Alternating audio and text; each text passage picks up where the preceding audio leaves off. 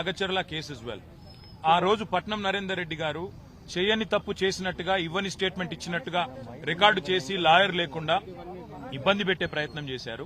ఈ రోజు కూడా మమ్మల్ని ఇక్కడ కూర్చోబెట్టి లాయర్ లేకుండా లేనిపోని స్టేట్మెంట్లు రికార్డు చేసి మీడియాలో లీకులు ఇచ్చి నిన్న రైతు భరోసా ఎగ్గొట్టినారు. కాబట్టి ఈ 2 రోజులు మీడియాలో ఇదంతా పెట్టి మేనేజ్ చేసి మొత్తానికి రైతులను రాష్ట్ర ప్రజలను డైవర్షన్ గేమ్ లో మరి బిజీగా ఉంచాలనేది రేవంత్ రెడ్డి గారి ప్రయత్నం.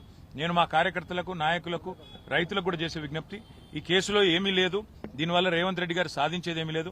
మా ఇంటి మీద రైడ్లు చేసుకున్నా ఇంకోటి చేసుకున్నా ఆయన సాధించేదేం లేదు.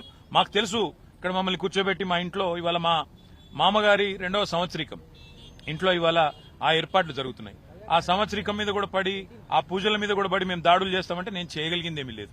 నేను అనేదల్లా ఒకటే, నేను చట్టాన్ని గౌరవించే పౌరుడిగా బాధ్యతగా వాళ్ళు పిలిచారు, నేను వచ్చాను. నిజాన్ని నాకు రావాల్సిన అవసరం లేదు, ఎందుకంటే కోర్టులో తీర్పు రిజర్వ్ అయ్యి ఉంది. నేను చెప్పొచ్చు, లెటర్ రాయొచ్చు, కోర్టులో ఉంది, కోర్టు తేల్చిన తర్వాత వస్తానని తప్పించుకోవచ్చు. నేను తప్పించుకోదలుచుకోలేదు. నేనే తప్పు చేయలేదు, తప్పకుండా నిజాయితీగా ఉన్నాను కాబట్టి ధైర్యంగా వచ్చాను. మరి వీళ్ళు లాయర్ను నా పక్కన కూర్చోబెట్టుకుంటానంటే అంటున్నా ఒకటే ఒక కారణం, వీళ్ళు పట్నం నరేందర్ రెడ్డి విషయంలో చేసిన కుట్ర, ఆయన ఇవ్వని స్టేట్మెంట్ ఇచ్చినట్టుగా ఏదైతే రేవంత్ రెడ్డి గారి డైరెక్షన్ లో నా పేరు కూడా చెప్పించి నన్ను ఇరికిచ్చే ప్రయత్నం ఏదైతే చేసినరో, ఇక్కడ నేను కూడా దేశం పోయింది అని మీడియాలో లీకులు ఇచ్చి రైతు భరోసాను డైవర్ట్ చేసే ప్రయత్నం ఏదైతే చేస్తున్నారో అట్లా ఉండాలని కోరుతున్నా. ఇలా దాపరికమే ఉంది నాకు అర్థం కాదు. వాళ్ళకి భయం ఎందుకు? నా పక్కన లాయర్ ఉంటే, లాయర్ ఆయన ఏం చేయలేడు కదా, ఇంటాడు అంతే కదా. మరి దానికి వాళ్ళు ఎందుకు భయపడుతున్నారో, ఎందుకు రానివ్వట్లేదో, గత అర్ధగంటగా రోడ్డు మీద మమ్మల్ని ఎందుకు నిలబెట్టారో మాకైతే అర్థం కావడం. మా ఇంట్లో ఈ రోజు మా మామయ్య గారి సంవత్సరికం 2వ సంవత్సరికం ఉంది. అక్కడ పూజలకు ఏర్పాట్లు జరుగుతున్నాయి.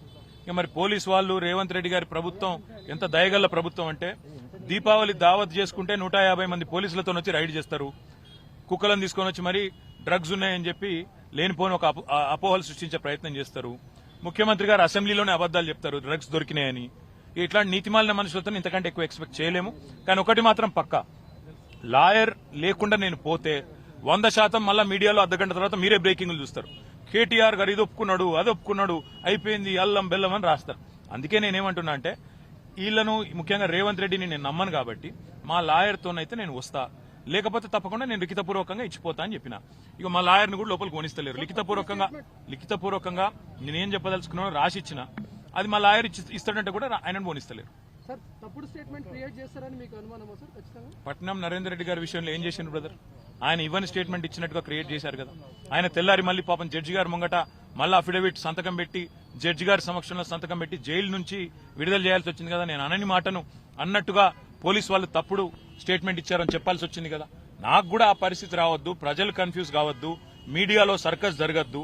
దాంతోపాటు రైతు భరోసా మీద ఇవాళ రాష్ట్ర వ్యాప్తంగా జరుగుతున్న ఆందోళనలు, నిరసనలు 15,000 ఇస్తానని చెప్పి 12,000 మాత్రమే ఇచ్చిన రేవంత్ రెడ్డి ప్రభుత్వం మోసానికి వ్యతిరేకంగా రైతులు రగిలిపోతున్నారు. కొన్ని రోజులేమో అల్లు అర్జున్ డ్రామా, ఇంకొన్ని రోజులు కేటీఆర్ మీద కేసు పెట్టి డ్రామా, ఏదో డ్రామా పెట్టి డైవర్షన్ పెట్టి టైంపాస్ చేయడం తప్ప వీళ్ళ ఉద్దేశం వేరేది కానే కాదు. Sir, you are not trusting the government and the ACB. That's why you are. No, I am a law-abiding citizen. I am here respecting Anti-Corruption Bureau and its, notice to me. I will also ensure that I will give all the information that they want, but in the presence of my lawyer, because they are mischievous. They have, in fact, distracted. They have confused. They have, in the past, in fact, created a situation where things that were not said by our leaders have reportedly been said and చెప్పి బయట చెప్పారు. So I am suspecting that they are operating under the instructions of a third-rate criminal called Revanth Reddy. So I will go there. పౌరుడిగా నేను ఇక్కడికి వచ్చాను.